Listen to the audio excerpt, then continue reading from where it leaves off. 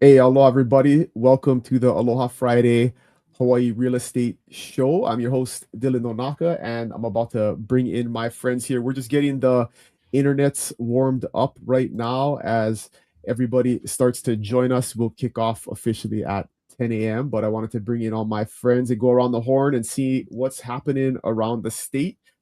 Everybody knows our longtime co host and contributor, Ashley Wasson from Oahu. What's happening on Oahu, Ashley? The sun is back out and I'm warming up. So it was rainy and windy for a few days there when we got back from Japan, and I was wearing slippers and socks, and I probably overkill, but finally getting warmth and I love it. So is that why you missed the last show you were in Japan? Is that why you were Yeah, we went excused? snowboarding in Naozawa Onsen, and we went to Tokyo Disney Sea, and it snowed. It just dumped, and it doesn't normally snow in Tokyo. And we went down underground, and it was like sunny and beautiful. And then we came out, and it was like a winter storm. Like they were going in my eyeballs. I had to like let them defrost in my eye. It's great. Killer, Loved killer. it. I've been hearing about snowboarding in Japan being great. We actually went to Tahoe during Christmas break too. So I was snowboarding also during Was there between. snow?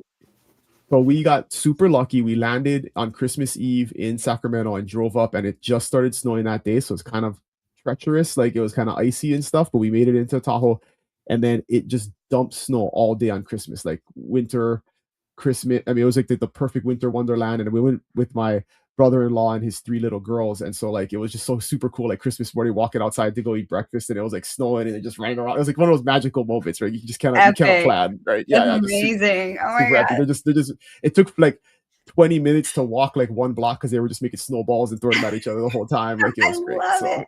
yeah, so we're talking about the Japan. We gotta try the Japan trip one of these days to snowboard I'll give there. you all the So tips. The town we stayed in, we've done it a couple times. This was our favorite for sure. awesome, awesome, awesome. All right, well, let's keep going around the state while we get warmed up here. We got Mike Farrell over on Maui, first time on the show. Super stoked to have him on here. What's happening over in Maui, Mike? Hey guys, aloha. Good morning. As a Colorado native, I will say that I am not missing the snow, and I am glad that I did not have a winter wonderland to play in. But that's all right. When you grow up on the islands and you don't get that all the time or have never seen it, I'm sure it's a lot of fun. Growing up and Absolutely. dealing with it, I don't miss it. I traded the snowboard for a surfboard, and it's embarrassing to say, but when it gets below 70 degrees now, I'm cold. Like I need a jacket at 68 degrees. So we've Awesome. got beautiful sunny weather here in Kihei in South Maui. It's 78 degrees right now. And yeah, it's Aloha Friday. So let's have a good show. Let's go. Let's go. All right. And then we got Kat Mobley over on Kauai. She's been on a couple of times before. What's happening on Kauai? Aloha, everyone. Kauai is nice and beautiful today. Sunny, sunny weather. And yes, I hear you, Mike. I grew up in cold, cold weather. So, yeah, me, if it's less than 72, I'm like chilly. so, so, Kauai's going well. I just got back from Atlanta for vacation and I was expecting like 10-degree weather, but it was like 65 and 70 for most of the time. And then one day it got down to like 30. And that day was just like, nope, I'm not going outside. Nope, can't do it. So glad to be back though. Now it's just kind of like dusting off the holiday Getting everything back and into the fog groove. and getting back into the swing of things. So I'm happy Absolutely. to be Absolutely. here. Happy Aloha Friday, Awesome. everyone. Stoked to have you. And of course, our longtime co-host and contributor, Misty Padilla, is on. Misty, how was your holidays? Good morning, everyone. I am still in my holiday spirit. I warned my family that we're leaving our holiday decoration up probably till Easter.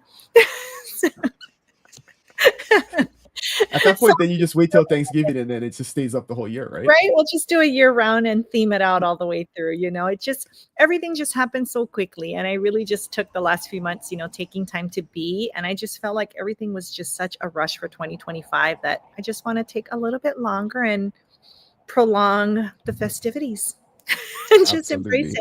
it. Yes, yes, yes. All right, that was perfect, guys. It is 10 a.m. So let's get started here.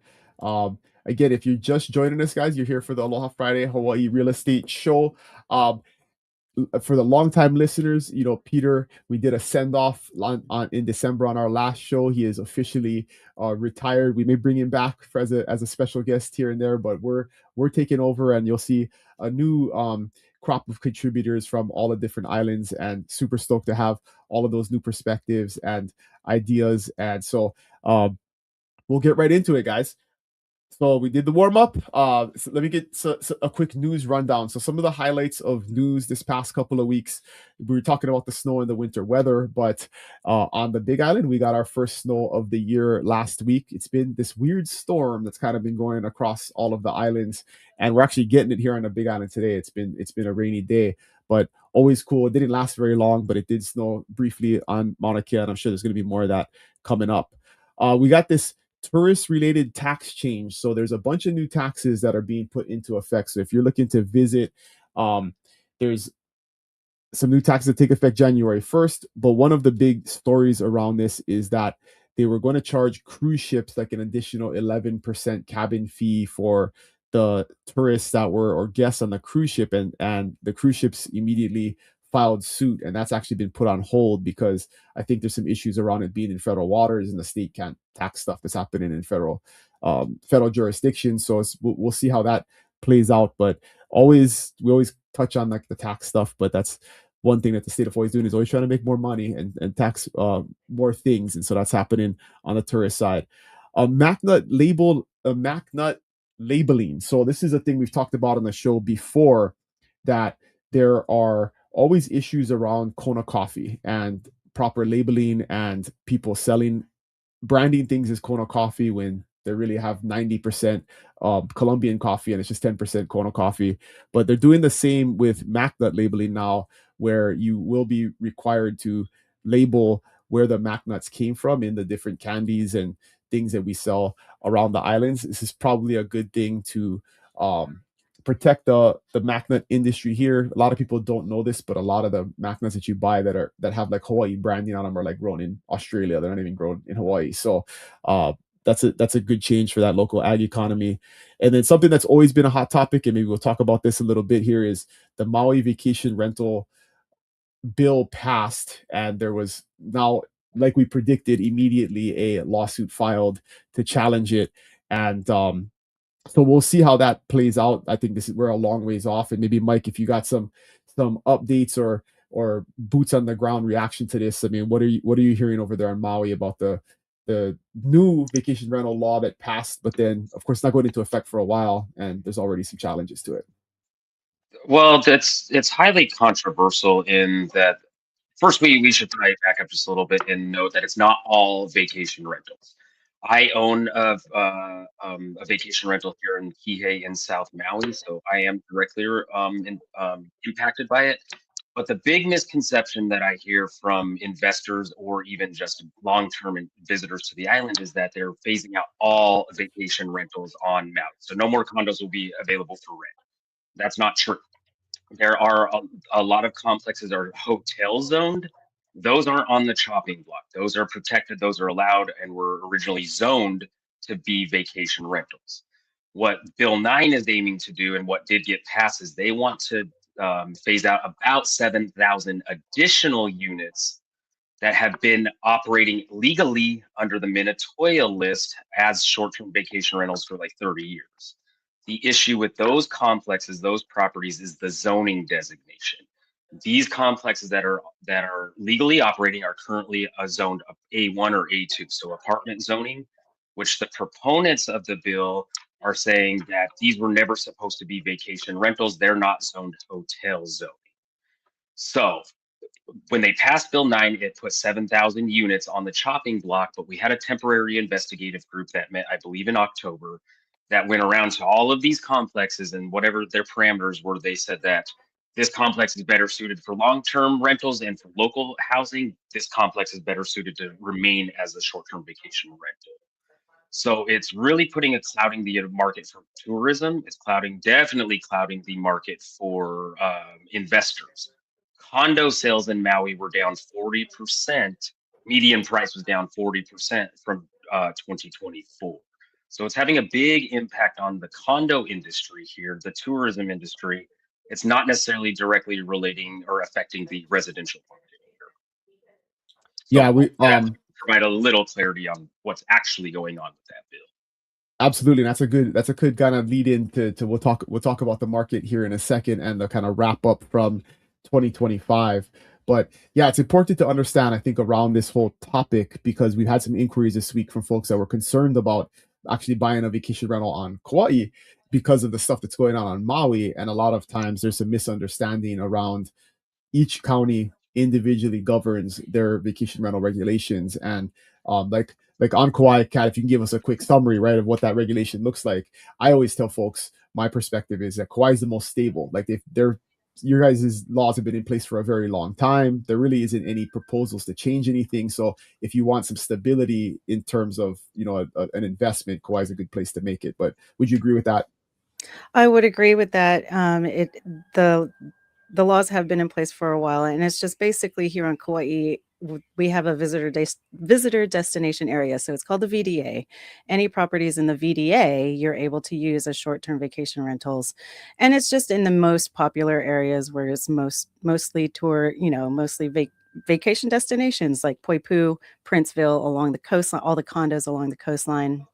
And so, if you're not in the VDA, tough luck. You ain't going to have a short-term vacation rental.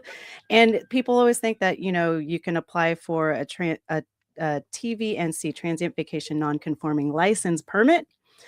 However, Kauai County is not issuing any new ones. So if you do find a property, a single family home that's outside of the VDA and it has a TVNC license, it's like a unicorn property and it's going to reflect in the value. Awesome.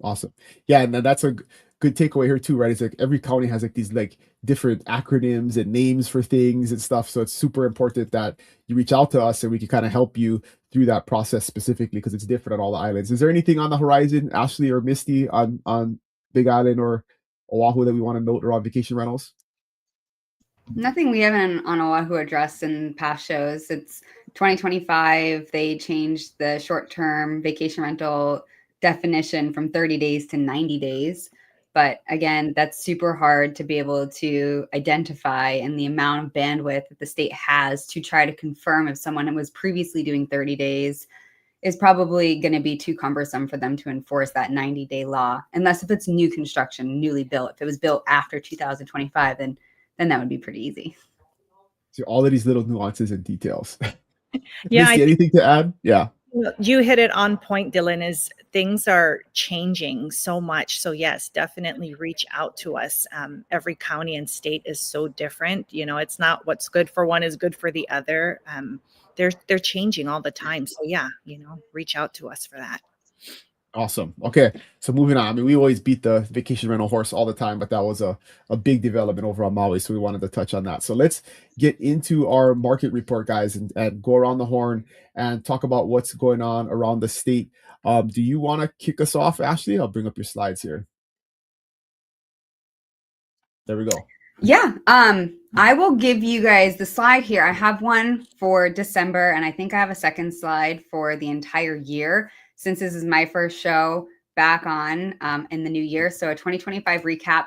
You guys can leave those slides up, but I'm just going to give you a general quick overview. 2025 as a closing just encompassed stability rather than anything extreme. So it was pretty straightforward. There was no booming or crashing. It was just slow and steady. In fact, I probably just didn't see a boom simply for mortgage rates and insurance costs, and then just the unknowns of general administrations and economy influence that as well. Our housing market actually was up 0.6% for the entire year. That was heavily carried by single families. So single families is what was up 3.5%. Condos were down over 1%, and sales themselves. As far as the actual prices, single families were up also 3.5% compared to last year. Condos were down 1.5%. And so again, single family homes days on market was only 23, condos was 44. So we're seeing a trend here, right? Single families carried the weight of that positive market direction, while condos softened a little bit, just giving buyers more options. I would say, what does this mean for the upcoming market?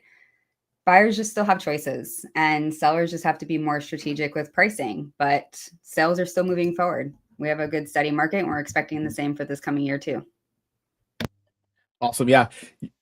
Looking at, I have some overall statewide stats here from each island, and looking at each island individually, Oahu was definitely the leader in terms of number of sales and sales strength, right? So you saw an increase of 9% overall on Oahu, 4% decrease in the Big Island. There was a 3.8% increase on Kauai, and a 12% decrease in Maui. So Mike touched on this. Let's go to Mike on the Maui market. I mean, the condo instability has definitely been part of it, but what else is happening overall that you're seeing on Maui, and kind of summarizing what 2025 was like? So again, condo sales have been greatly impacted, right? The median price dropped by 40%. I believe right now the median price is just over 600,000 for condos. And again, if we look at a year ago, or sorry, it's a little over 400,000, and it was closer to 700,000 last year. Residential market hasn't been impacted as much. The median sales price is fluctuating between 1.2 and 1.3, and that held steady all of 2025. So again, Bill 9 is really impacting the condo market here, because we get a lot of investors that come in and want to buy these as investment properties and or second homes, second vacation homes that they'll visit a few times a year and then rent that out to kind of cover some of the expense and recoup that overhead. So it is definitely the stigma of all these vacation rentals won't be allowed to rent anymore is killing the condo market here. But like I said, it's not necessarily impacting the residential market. Yeah, absolutely. And that's that's been the case all along. I think is like the low inventory on Maui, and the demand has always been strong for residential, and just that vacation rental instability has been crazy over there. So what's happening Even on in Kauai, those Kat? Oh, yeah, go ahead. I was gonna say, even in those hotel zoned complexes, right? Remember, Yeah. the ones that are not on the chopping block, that have no potential to be banned from being rented. Sales in those prices have dropped. Days on market has increased. Number of listings has increased. So again, it's just that clouded stigma out there and lack of knowledge out there. So as us as agents here on Maui, we need to be educating our clients and our audiences to say, hey, it's not every complex that's Mhm. impacted. And honestly, if you were really paying attention to the market, now it's a buyer's market, and definitely in those hotel zone properties, because those have no risk of ever being phased out. Yeah. Yeah, absolutely. Absolutely. So the other bright spot was Kauai in terms of up for number of sales in 2025. What reaction do you have to that, Kat? Well, our numbers are much less than any of the other islands. We're a smaller island. We've got way less inventory. But as far as single family homes here, the median price in December, it came in at 1.25. That's the median price for single family homes. And that's up about 18% from November's, but it's from last December, from last year, it's up about 13%. So our price point is a little higher. Um, but 2025 ended pretty strong for single family homes. For condos, our condos here, the median price is 720, and that's about a 2.5% rise from November, but 5.8% higher than last December. So those condos are that median price is rising, and it's climbing, but it's kind of steady growth. So it's not just like a straight shoot up. With vacant land, it dipped a little bit. It was almost a point percentage down from November to 825. But year over year, the land, it was a massive growth, 33% up from last year. So fewer sales, but they're selling at a much higher price point. So 33% increase in the median price for land. And the median price since Wow. last year. So, Yeah. I mean, but here in Kauai, it's a niche market. So it's like you have these pieces of land that are selling for like a lot of money, right? And then smaller pieces. So it just kind of like, it levels out, and our market is leveling out more. So right now we've got about 5 months of inventory. So inventory is still, it's But technically still seller's market, right? If we're under 6. So technically. Technically. So but the market from the slide you showed before, it is increasing from, last year and the year before. It's just a steady climb. And that's kind of historically how it's been. I'll cover inventory here in a second across the state. So let's go to the Big Island. Since we got the Big Island, this is the overall number of sales for 2025 up. We were down almost 5% in terms of number of sales. So it was a lower, right? 23 was a pretty slow year. 24 was slower, and 25 was even slower. So is that how it felt, Misty? What do you got to add to that? It totally did. And you just, you hit everything on point. And just a little bit of what Ashley said and also what Kat said, like Kat, you mentioned that your median on Kauai for the condos is 720. That's approximately with what we have here on Hawaii Island. And I particularly loved what Ashley said, where sellers, again, getting strategic, buyers getting creative. And Dylan, you put all of this into the best perspective when it comes to numbers. I'm definitely feeling the same thing as your chart shows.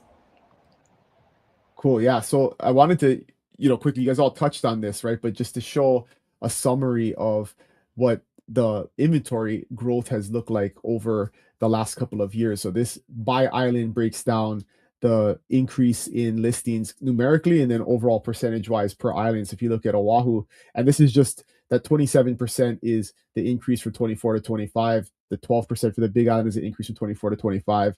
And then Maui, like Mike was saying earlier, I mean, almost a 40% increase in the inventory overall. And Kauai was actually Kauai and Big Island are kind of tied around 12, 13%. But inventory is definitely higher. It's been growing steadily since really mid 2023. But I always bring everybody back to the historical perspective of 10 years ago in a very similar stable market, there was significantly more listings on the market across the board than there still was today. So we're not back to pre-COVID levels yet. If you look 2015, 16, 17, 18, a lot of times we're at like 60, 70% of what the listings were back then. So although in the short term, it looks dramatic, really in the long term, it's still historically low levels of inventory. Anybody got anything to add on that perspective wise? Not on inventory, but everyone touched on the median of the condos for their islands, which were in the 700s. Just for perspective, Oahu's condo median is 512,000. So we still have affordability and inventory. So buyers, come on over. We've got lots of houses. We've got lots of options.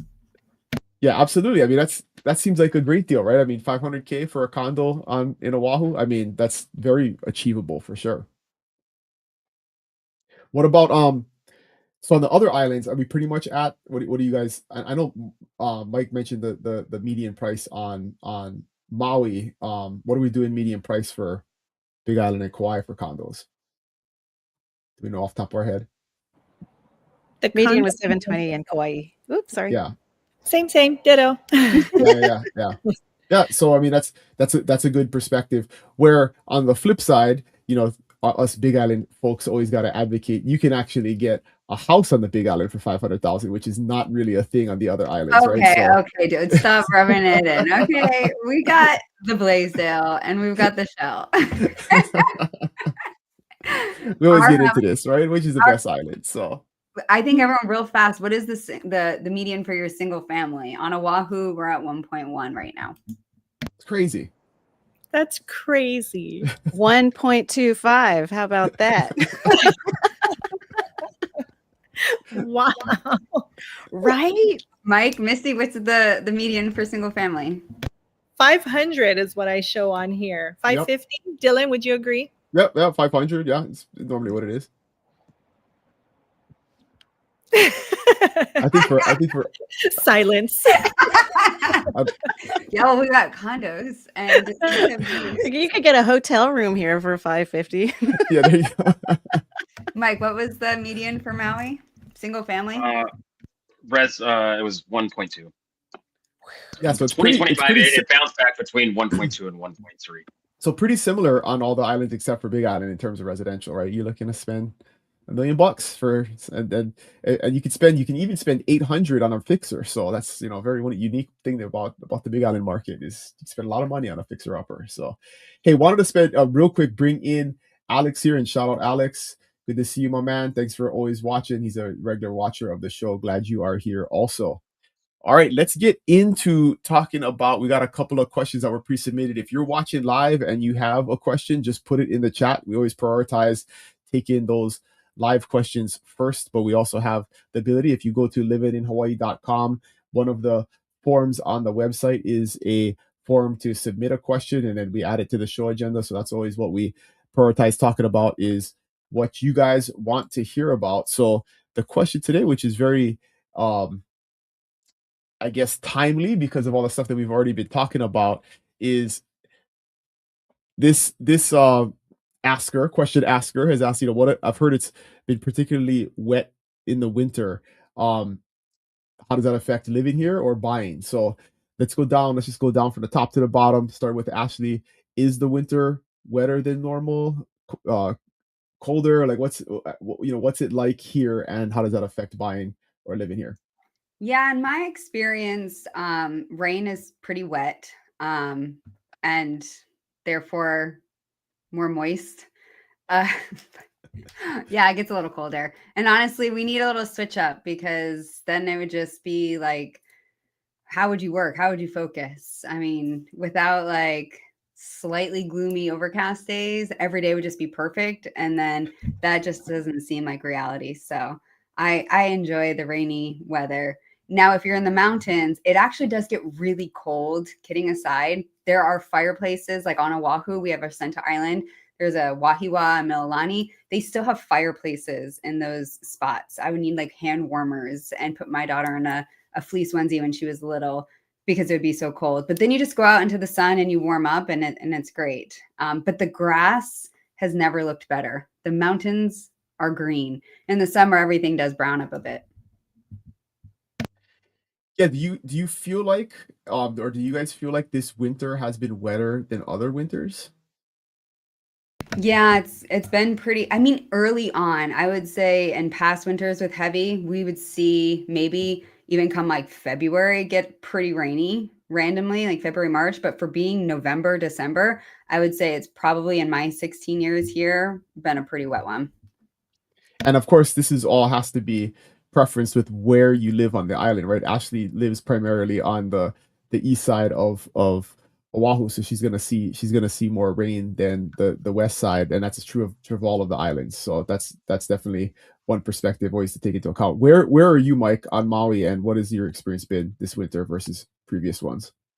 So I'm in South Maui, which is definitely the drier, hotter side, very similar to Kona.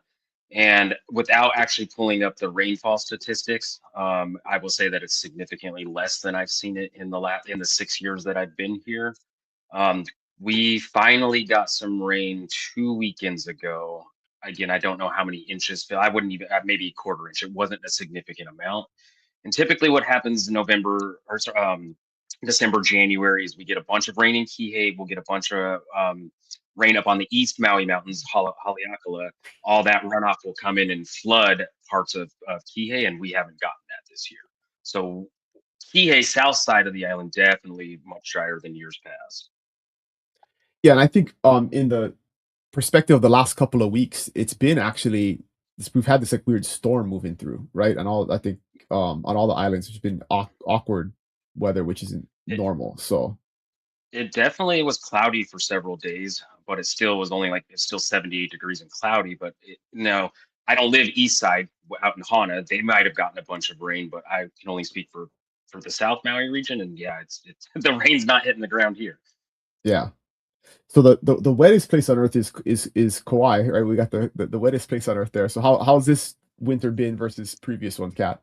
The wettest place on earth, Mount Wa'aleale. So, I mean, and honestly, I kind of feel bad because I've been off island for these past 2 weeks, so I haven't really been paying attention to the weather here on island. But forever when it comes December, January, I just prep for wet feet. I mean, on Kauai, I live in Kalaheo, which is south, but upcountry Kalaheo, south upcountry going towards west side. We get rain like every day. So, I mean, they do say here on Kauai, if you don't like the weather, if it's rainy, if it's just dumping or whatever, just wait 10 minutes and it's going to pass. But in the winter time, it is just, it's more rain. It is a little colder, but I'm in Kalaheo. The elevation is higher, so I'm just a few degrees colder anyways from Poipu on the south side where it's mostly drier and sunnier. West side is the hot side. I mean, yeah, every island has its microclimates depending on where you are on the island. So I don't see it as any wetter than before because it's always wet. And would you agree, like, because Kauai doesn't have the big mountains, that you don't get as much of the dramatic difference between the east and the west side? Or is it wetter on the east side than the west side? It is drier on the west side. Okay. East side is also, I mean, east side, but then once you get Mauka, it's just more wet. Once you get more towards the, inland Mauka Yeah. side, it just gets more wet. And then Princeville is just always kind of rainy and you Yeah. just kind of have to go with it. But if you look, I mean, if you look on your weather app or whatever, it's always going to say it's raining on Kauai. Always, always, always, always. No matter where you are, it could be sunny where you're standing and it says raining on the weather app. So don't trust those.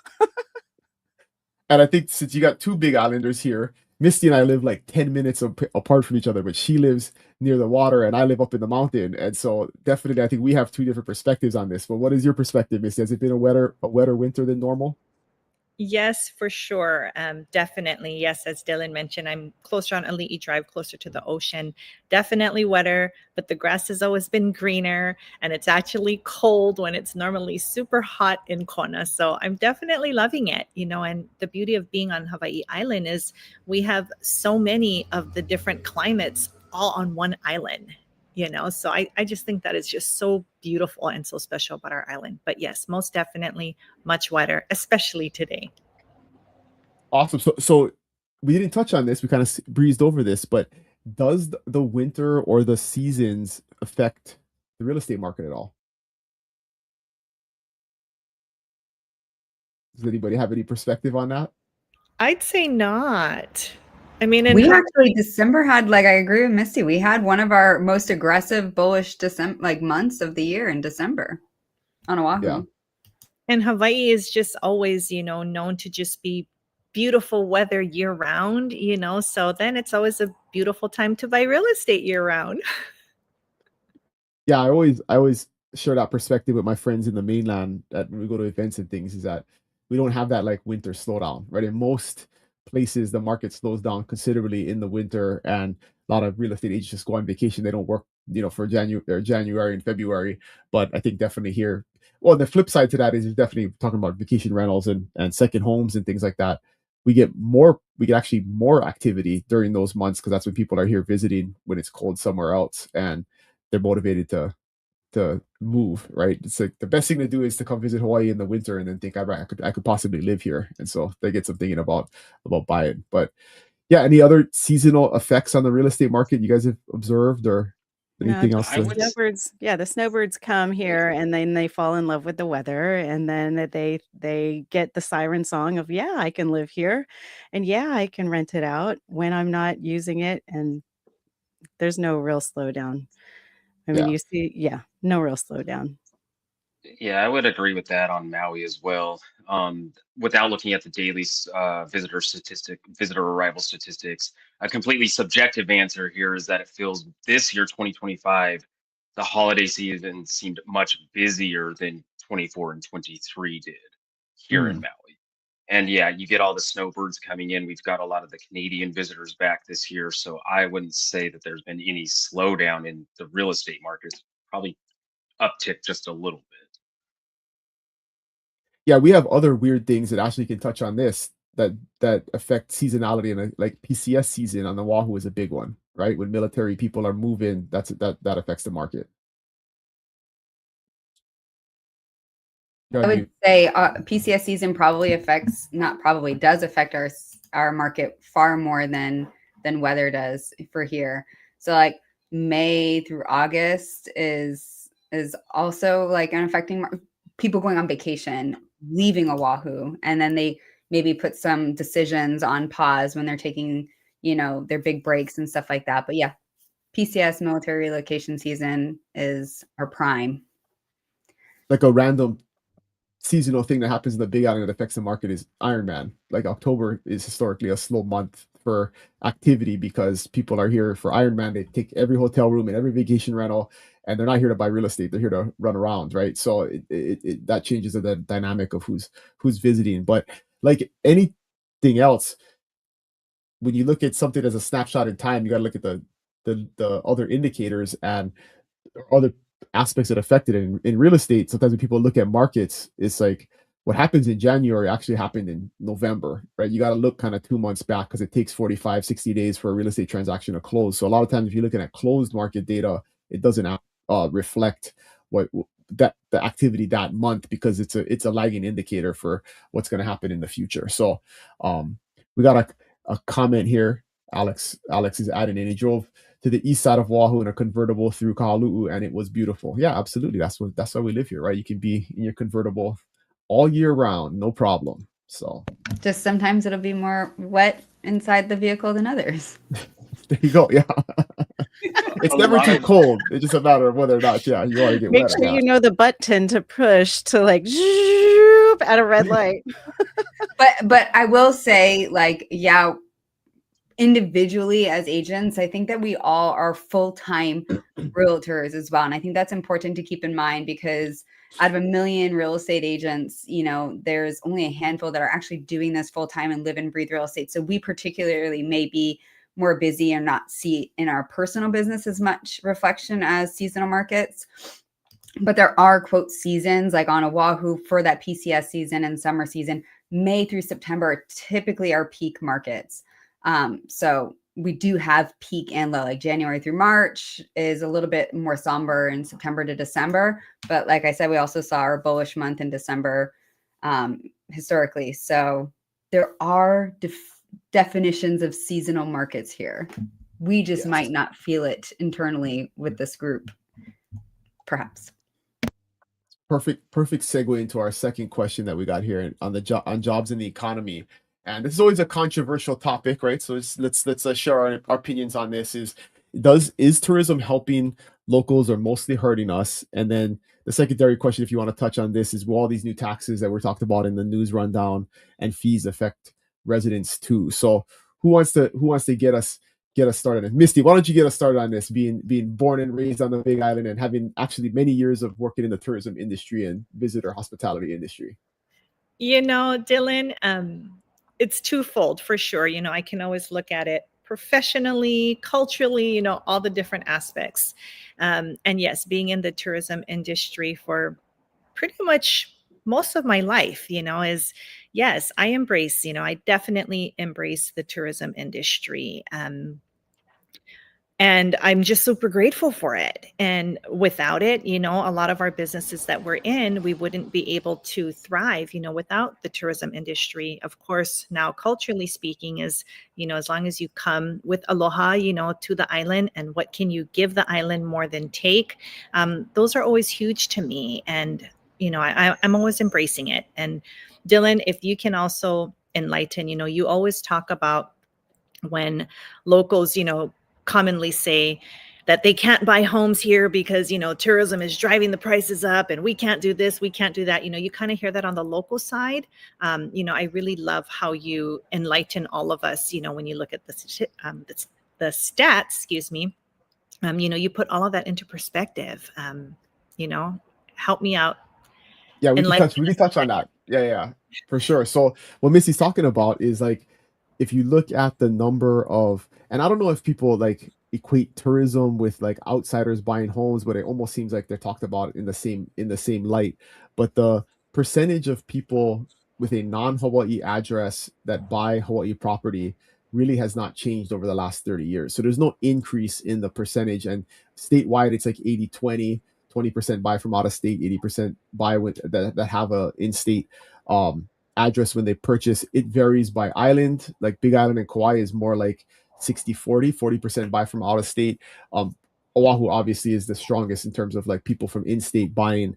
But when you think about the grand scheme of things, and we've talked about this before too, right? Is that, and all of you I'm sure have experienced this in your real estate careers, is you sell a house to somebody, or let's start with this. You list a house for somebody who moved here 10 years ago and now is moving back to the mainland. That house is bought by somebody who is moving here, that had always had a dream of living here. They buy that house, and then 10 years later they sell that house to somebody else doing the same thing. So they're not necessarily displacing anybody, they're just replacing themselves 10 years previous, because that's a very big cycle in the market here. As people move here, it was their dream, and then they need specialized medical care. Their kids don't visit them. They have grandkids back in the mainland and decide to go back. So that's I think definitely just the reality, and the statistics is like it's not as black and white as I think people want it to be, where it's like outsiders are driving the prices up. But in net, what Mike, over on Maui, there's tons of tourism.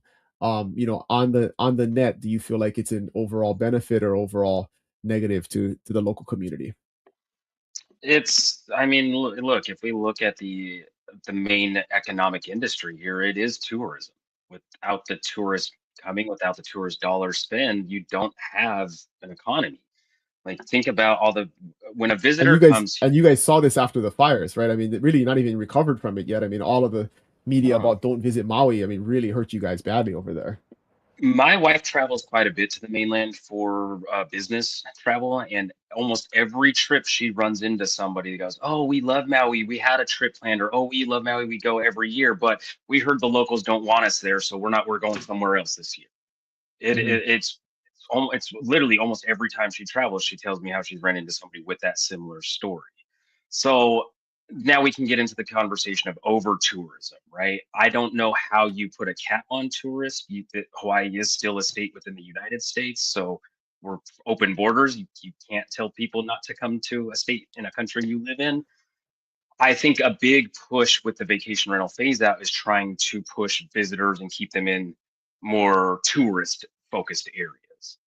Again, how you do that? Well, most of the activities are near the beach, are near the resorts. So if you, the reality is getting any other industry that would drive a workforce here is going to be challenging. I think people always say, well, we'll get tech companies to come here. Okay, well, first the land, they got to buy the land. They have to get permits to build an office space. That takes a lot of time.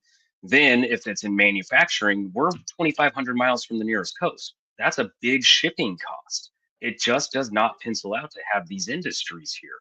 Then we look at qualified workforce.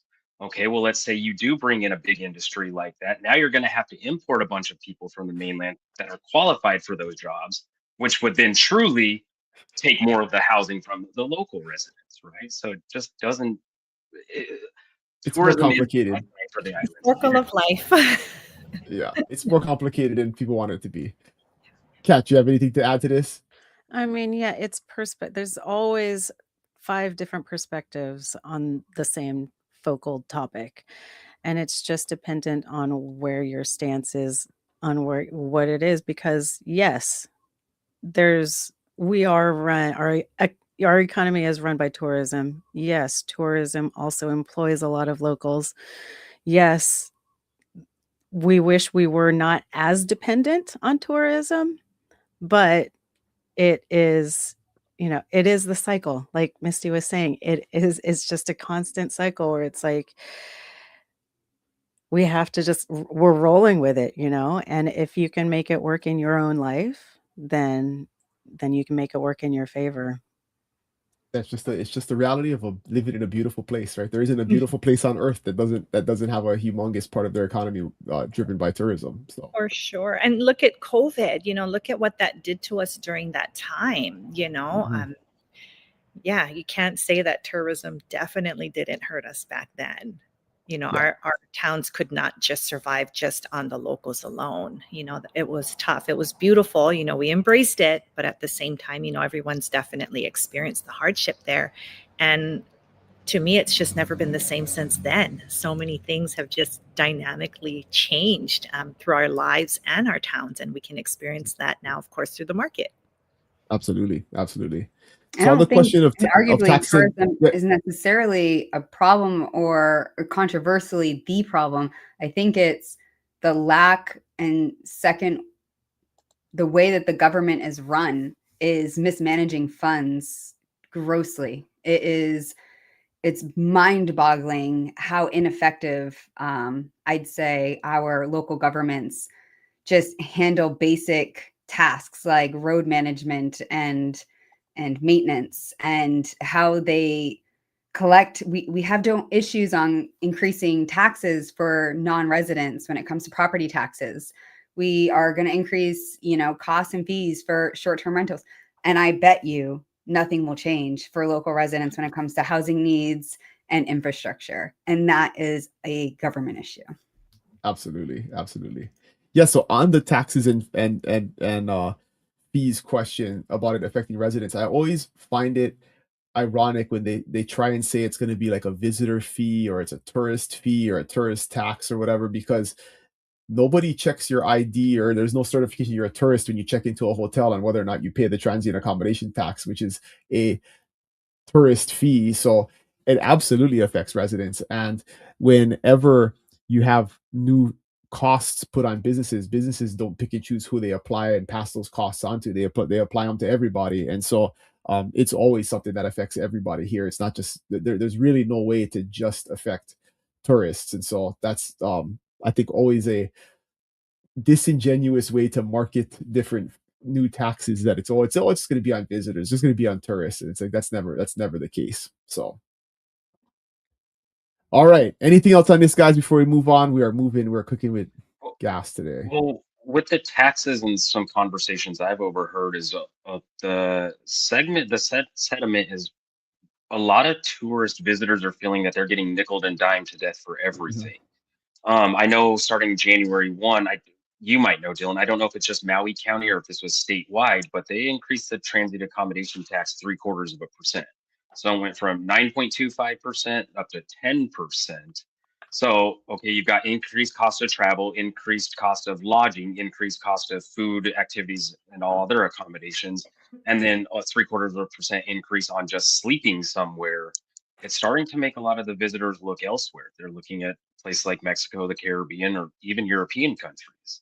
So it is starting to affect, I think, maybe those middle class visitors that come. Of course, we have the elites, that money's not an option, so they don't really care about those factors. But the tourism stops, people start coming because they don't find the value anymore, and that's just a trickle down effect for the main economy here. Yeah, you hit the nail on the head, right? I mean, and I totally agree with you on that, where it's crazy if you stay in a hotel room now and you look at your bill, like the nightly rate versus what you get charged is, there's the transit accommodation tax, which yes is going up to 10%. Then you have the general excise tax, which is 4.7%. So it's basically you get charged 15% on top of whatever your nightly room rate is. Plus you got to pay for parking. Plus you got to pay for a resort fee, and I mean everything else. And it ends up being good luck finding a hotel room for like less than $400 a night. And regular folks just can't afford that. And you can go to Mexico and get $400 a night for your whole family, plus all the food, plus all the drinks you want, plus all the activities you want in an all Yeah. inclusive resort, right? So yeah. All right. Well, let's move on, guys, to our final segment of diamonds and deals, because we could just talk about taxes and government mismanagement in Hawaii all day long. So let's move on to something more fun and more positive. So our diamonds and deals segment. This is some property that everybody picked out that is something they want to feature that looks great. So we'll jump into the first one here. Whose is this one? This is on Maui, so this looks like Mike. That one's me. This one has been on my personal hot list for quite a while. This property, 965 Hogback Road's located upcountry Maui on Haleakala Mountain in Haiku. It's a 3-bedroom, 4-bath, just over 31 square foot home. It's listed right now at 3.595 million. But what's special about this property is it sits on 4 acres. So you do have some land that comes with this. You also have, if you look at the bottom left of the screen, you also have a cottage as well. Why they didn't paint it to match the brand new home, I don't know, but that's a great place if you have families staying. You can have them in the Ohana versus in your main living space, or it could be used as rental income if you wanted to rent that at the cottage, the Ohana out, and have the main house for yourself. It was built by a guy named Harry Rice. Apparently, he's a well-known architect on Maui. But I just love, personally, I love the modern design of it. I love that you get 3,000 square foot home and you get the 4 acres of land, so lots of privacy. I love it. I love it. If you want to see it or get more information, reach out to Mike, guys.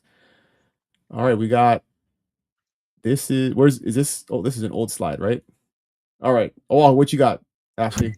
So this is not my listing. This is listed by Kelly Arita at Coldwell Banker on Oahu. And this is on the southeast side of Hawaii Kai. It's in a neighborhood called Kalama Valley. And it was a new listing. It just came on market yesterday. So I was going through daily and I was like, oh, I love this one. How can I find a buyer for this? Because it's a rim lot, meaning there's no rear neighbors. You have a drainage canal. And then right behind that, you have the golf course and then ocean. As you can see in one of those photos in the near distance. It's a 3-bedroom, 2-bath, but it has a bonus area and a pool, but the privacy, the neighborhood is wonderful and the price is really reasonable for what you're getting here. So it's a little over 8,000 square foot lot. The home is a little bit over 1,700 square feet and it's listed under 1.8 million and has a laundry room. We don't have those. Normally we might have The moms are all excited now. Yeah. You see everyone light up. You're like, wow. Those are usually for like luxury properties. And I know 1.8 is a high price point, but that's not necessarily like a massive luxury caliber. So to have an entire room for laundry on Oahu is rare. And it also is a pantry and has a fridge in there too. So I love that laundry room a lot. And room for a hot tub, lots of parking, cul-de-sac. Everything about it. I really like this home. Lots of natural light.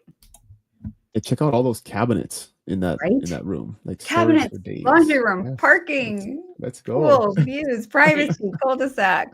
Check. Love it. Love it. Love it. So, All right. Well, so Dylan, I Go should ahead. probably note that listing that I presented is not my listing either. It's actually Josh German's with Hawaii Life. All good. All good. Hey, we're helping them out, right? Finding buyers for their stuff. So they should be happy. All right. Kat, what you got? Well, this was my diamond find, and it's not listed by me either, but it is a fellow EXP, listed by fellow EXP agent. This is on Anidi Vista up on the North Shore in Kilauea. And I just thought this was just such a beautiful home. I mean, yes, it's up in the luxury sector where it's 4.995, but it's 4 bedrooms, like 2.5 baths on 2.5 acres, overlooking beautiful Kalihiwai Bay, and it's just gorgeous. And I mean, it's the pictures are actually virtually staged, so you can put in your own style of furniture, but it's just, I just loved it. I was like, oh my gosh. It's been on the market for 58 days. It's, the living area is almost 3,500 square feet. So it's just room for stargazing, whale watching, all of that good stuff you get here in Hawaii. So that was my diamond.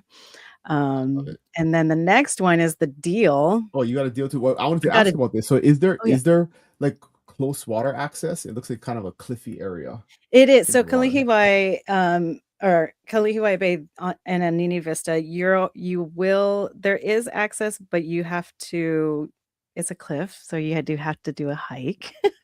Okay. But there's little trails that you can go down to the beach there. Love it. Love it.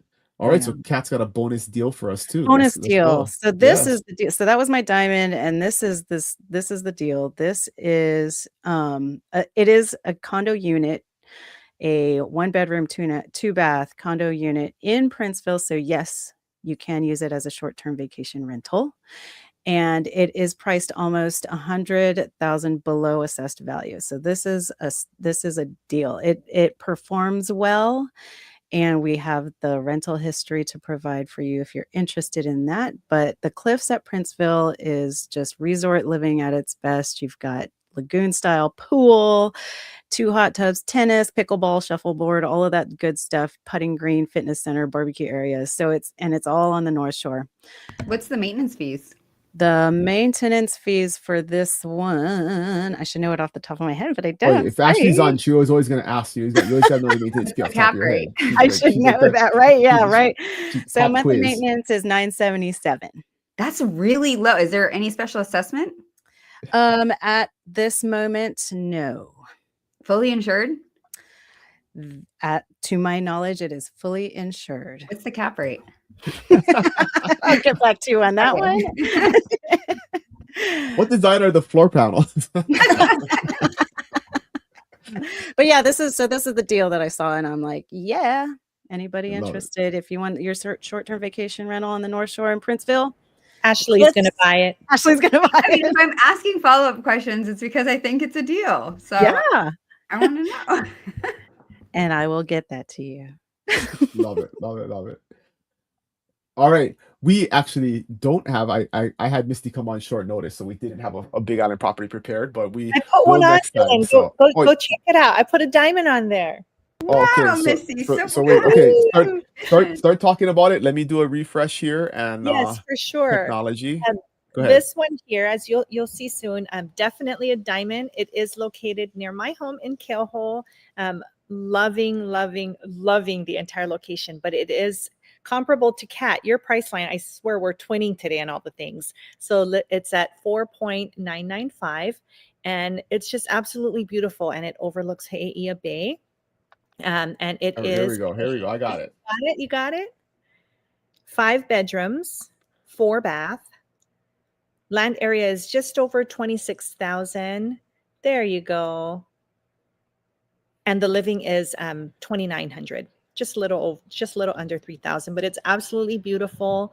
I wish we could buy it. And the beauty of this, which was so special to me, is you can see the Holua slide. If you look Mauka, more mountain area, you have a complete view of the Holua slide. And that's just so beautiful. And it runs through Holua. I mean, it's on Holua. So culturally speaking, it's just tell us what the Holua slide is, Misty. So you guys, I'm sure you've seen Chief of War and all the Hawaiian Makahiki games, but it's a slide that goes from like Mauka to Makai, from mountain to ocean, and it's legit like sledding, but Hawaiian style. You lie on your tummy, on your belly, and you like literally ride down the slide. It's crazy. Go look it up. It's pretty amazing. And it's very dangerous and not at all how we slept on. I didn't leave that. I didn't put that on. We like to go on our butts face up and Right? face down. It's crazy, but it's just so amazing. Like when you just envision, your kupuna doing these things, it's like, oh my gosh, tell my kids, you can't do that. Don't try that at home. And the Holua slide in Keoho, when you look at it, this is not a grassy hill or knoll. This is like rough lava rocks. Yeah, So, crazy. yeah, it's hard to imagine what they were thinking, but and I guess they used to actually cover it with like banana stump and tea leaf and stuff, right? So you could because that just like aids the terrain yeah, there. yeah. Because I mean, I was not gonna slide down like hard lava rocks, but yeah, cool. Yeah, no, this is definitely one of my favorite areas on the island. And actually, I don't know, Misty, if you know this off the top of your head, but there is a resort node in this area. So there are actually some single family homes where you can vacation rent. I'm not sure if this one is in it or not. Do you know? I do not. Okay. And funny story is, my cousin used to be an owner of this house, Okay. So yeah, it's pretty crazy, but I know it was being utilized for vacation rental, whether it was short-term, long-term. I don't have that answer. But it is listed by KW. That's one option. I mean, definitely something to look into if you want a residential vacation rental. This is one of the rare areas that isn't inside of like a gated community, super ultra luxury neighborhood it is in the resort node, because this is where the Keoho, the outrigger is in Keoho, and there's some lots of kind of resort type things in this area. But this is a killer. This is definitely a killer one. Cool. All right, guys.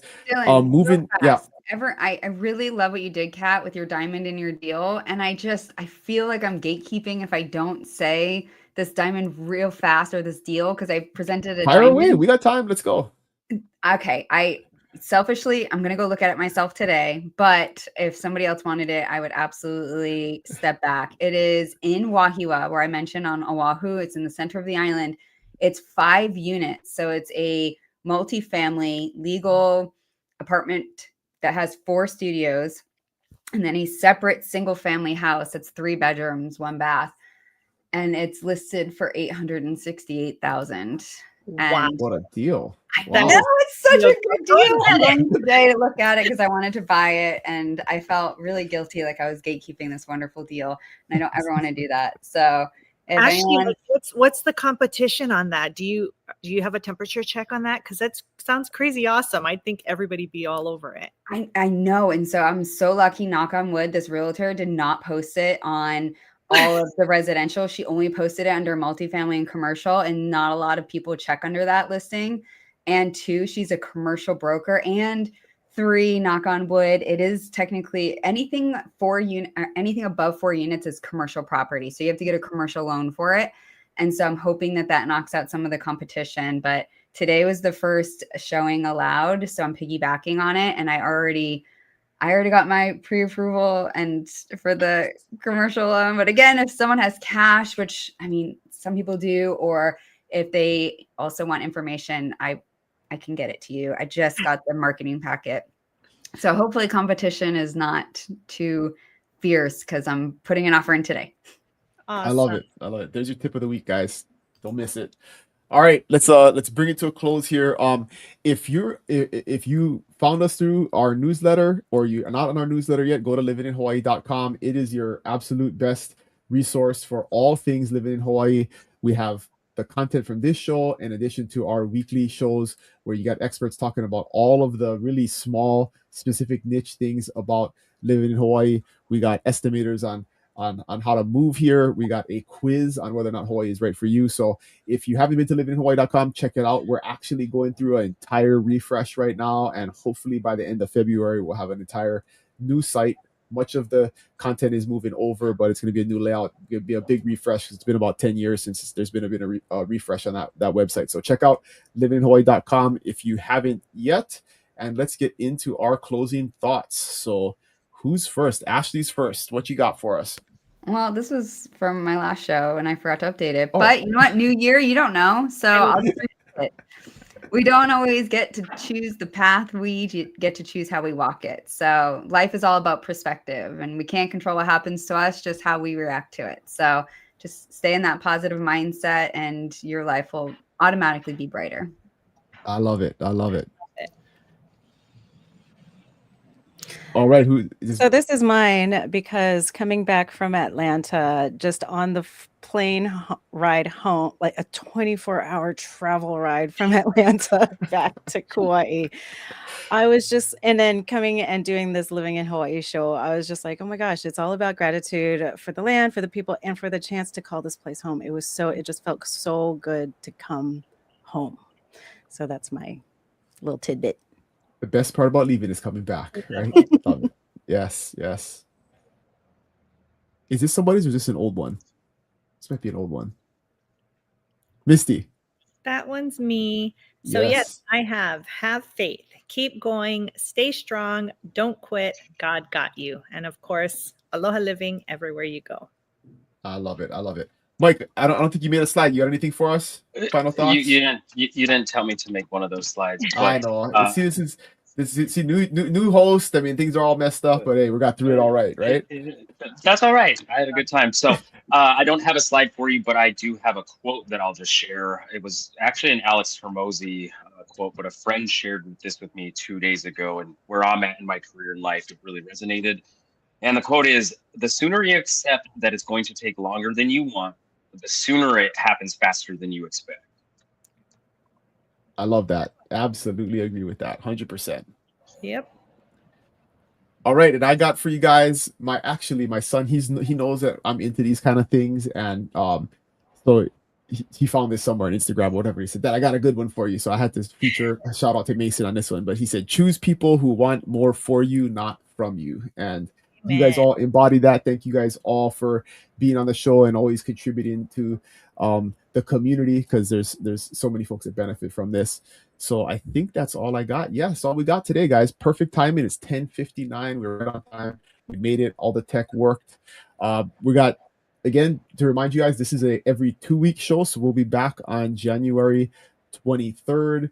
Go visit livinginhawaii.com and put in your questions. If you got stuff that you want us to address, always appreciate you guys watching and supporting the channel. And we'll see you guys in 2 weeks. Let's go around the horn, starting from the top to bottom, and say aloha. Misty, go ahead. Aloha, everyone. Have a blessed day. Thank you. Kat, Happy Aloha Friday, everyone. See you next time. Mike, Hey, aloha, everyone. Have a beautiful weekend ahead. Ashley. Happy New Year, everyone. Aloha. Right on. Yeah. Happy New Year, everybody. We'll see you guys in 2 weeks. Thank you.